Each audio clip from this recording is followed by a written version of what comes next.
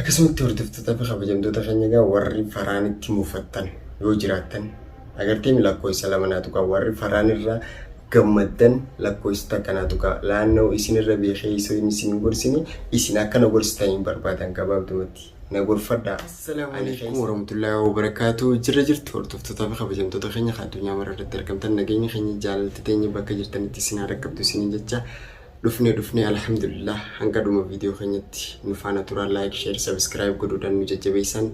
dhaamsa keenya akkam isin nagaa fayyaadhaa jirtanii hordoftoota fi kabajamtoota kiyyaa alhamdulillah annin jira isinoo akkaminaaf jirtanii meega warri ni jirra jettan asuma jalaan lakkoofsa tokko naaf tuqa inshallah taala alhamdulillah rabbil alamin hordoftoota fi kabajamtoota kiyyaa hanga tokko hanga rabbiin na laaffisirra waan gammaddan takka isiniif kodeetiin jira na fakkaatti gaa abbaan waan kanaan isinii godhe jeewaa isinitti himu hordoftoota fi kabajamtoota keenya tununda maalii du'aa uummatee isanii kan jajjabeessee nu cinaa dhaabbatee inshallah taala eega rabbiitii waa hundaa'u waan yaadaa jiru waan isinillee godinaan jechaa jirtan kan gargaaree akka waan san xumuru kan nu taasise rabbii khaaliqa rabbiif galanni haa ga'u isinillee galatoomaa galanni keessan hin badin isiniin jechuun barbaada. Akkas hordoftoota fi kabajamtoota kiyyaa maaliif gaa namni kun yoo laannoo jireenya isaa keessatti khayruma yoo yaade bareedaadha. Inshallah warra khayrii waliif yaadu rabbiin waa taasisu isinillee akkasumatti du'aa inaaf godhaana jajjabeessaa cinaa dhaabbadhaan isiniin jaa dhaamsa kiyyaa. Akkas wallahi keessatti warri keessaanis akkana akkas faraan maal jechaa jirtan hedduu galatoomaa galanni keessan maal haa ta'u isiniin jaa bilisummaa ta'uun isiniin jaa hordoftootaa fi kabajamtoota kiyya jaallatamoo qaqqaalii ani isinumaaniin isinilleen anumaanii akkas inshallah warra khayrii waliif dhaamu rabbiin haa godhu gurra kanallee gurra khayriin dhageenyu rabbiin haa taasisu. Obboleeyyan kiyya gaa akkuma beekamutti wanni deemaa ture maalii duniyaa fi abdii jidduutti maalii jettanii warri yaadaa turtan inshallah taala duniyaa fi abdiillee rabbi waliin nuuf fayyisee rabbi hamtuu isaanirraa haa qabu jidduu isaanii rabbi nagee haa buusu haasida miila lama rabbi isinirraa illee haa qabu hunduma keenya rabbi nurraa qabu maaliif haasida biraa halala firraa eeda haasida miila lamaa kana akka itti seenu hin beektu si fakkaateetuma si seenaa inshallah warra agartee miti waan tasdiima hamtu tasdiima firra arkee firra deebisu rabbi sinaa taasisu walumaan rabbi nu haa taasisuun isiniin jaa hordoftoota fi kabajamtoota kiyyaa baay'ee takka faraan akkas godhii walitti araarsii jidduu fiti wallahi dhumtee jirti alhamdulillah rabbil alamin garuu waan hin finne qobbo huudilleen miti. Tamam hordoftoota fi kabajamtoota kiyyaa rabbuma sababa ilma namaa manguddoon teenya dhuftee nu jidduu gatteessee nullee gorsitee nuufillee du'aa gootee waan takka waan jira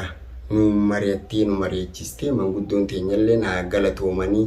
rabbiin nagee isaaniif haa dhiisu bakka jiranii nageenya rabbii bira haa jiraatu hedduu waan kana maaliif hanqaas geessu maaliif ustanii maaliif kana gootanii isaanii hedduu takka isaanillee dubbatanii nutillee badii teenya fudhannee jirra badii nutis ni qabna maaliif nama ol dhabe tokko gara qaama si dura lafa bulee tokkotti deemtee iyyattee waan kana akka fixxu malee caljetteetuma laalteetuma jidduutti gamaa gamana deemtee namni tokko akkanumatti firraa haasoo hin taane tokko ol baheetuma dhufee dubbii ta'e tana mataan tuqeetuma miilaan keessaa deebi'e laan namoonni akkasiisan hin barbaachisu maaliif eega namni tokko araara kan barbaadu dhugaa saniin araara eega barbaadde maali eegatti seenteef duba deebuu maaltu fide duraanuma yoo sodaatte wanni kun fiduu hin danda'u humna xiyyaa olii jettee hayaattu taate durumaan itti seenuu dhabuudha eegatti seentee qaama si oliitis ta'ee atis itti deddeebiidhaan waan san itti deddeebitee ilma namaa hool dhabe jidduutti maali hijibdeetillee walitti deebisuu ni jira sanilleen ajriidha namni lama ol dhabe jidduutti hijibaan walitti deebisee ajruma harkatta malee ittiin qaanootu ittiin arranfamtu akkasumatti hordoftoota fi kabajamtoota keenya gaa wanni kun hundinuu waanuma deemaa jiru inshallah taala waan kan hunda injifate rabbi nu haa taasisu hamtuu rabbi isinirra haa qabu warri akkasitti dubbii namaa mataa kaayee miilaan keessaa ba'u asumaan please ifeegaa if yaadadha maaliif yoo hin dandeenye waan kana fixuudhaaf achumatti irraa dhaabbaddaa malee seentanii daran oowwistanii keessaan utaalina. Maaliif dubbii lakkuma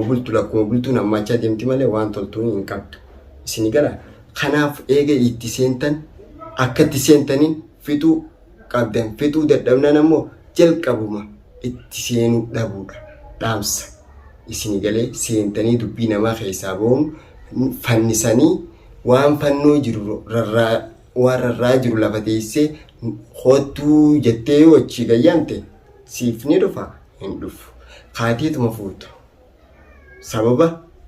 ka'uunsan waan rarraa jiru saniif ati kataa'u jiru kaatee fuudhuun san sababa. Rabbiinis waan ati sababsatte irratti si gargaara malee si dura hin dhaabu. Alhamdulillah rabbil alamin. Rabbiif galanni haa ga'u. Obasumaan obboleessa kiyyaa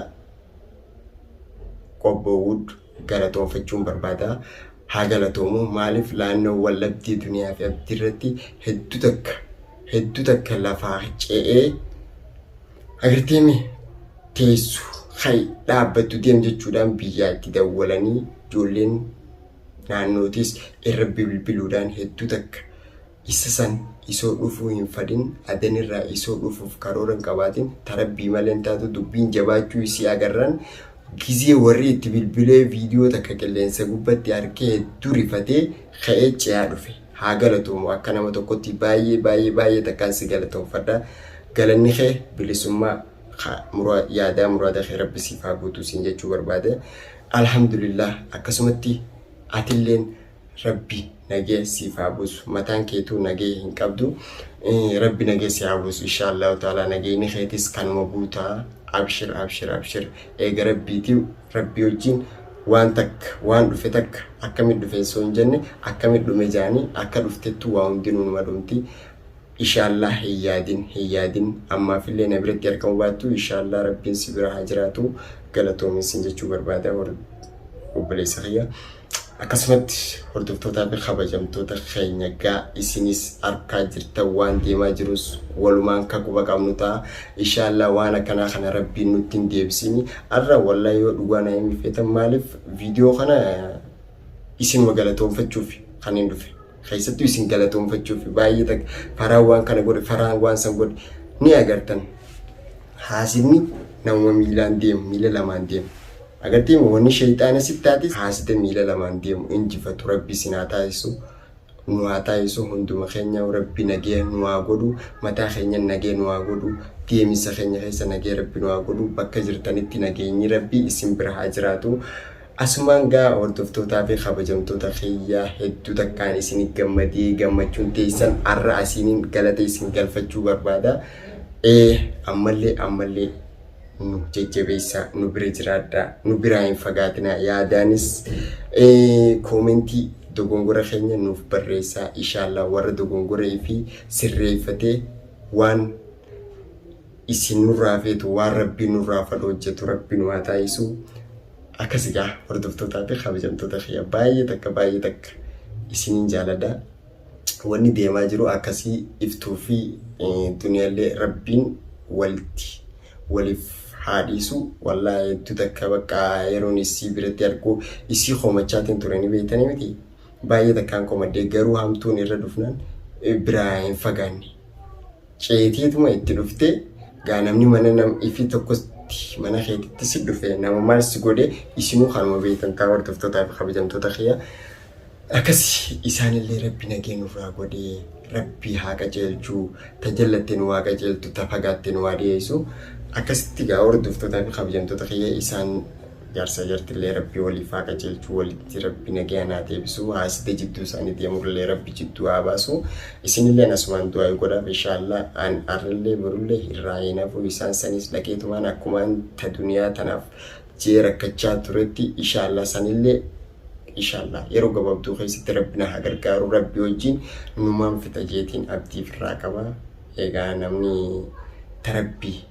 ta'eefii qofa osoo hin jenne tarabbiitis yaadachuun khayrii dalaguun waanuma hunda keenyarraa khayriin isin haa yaadattu hordoftootaa fi kabajamtoota keenya. Arra namni gartee miti waan takka keessa galee jireenya namaa kana laaquudhaaf tattaaffii godhu jireenya mataa keetiitu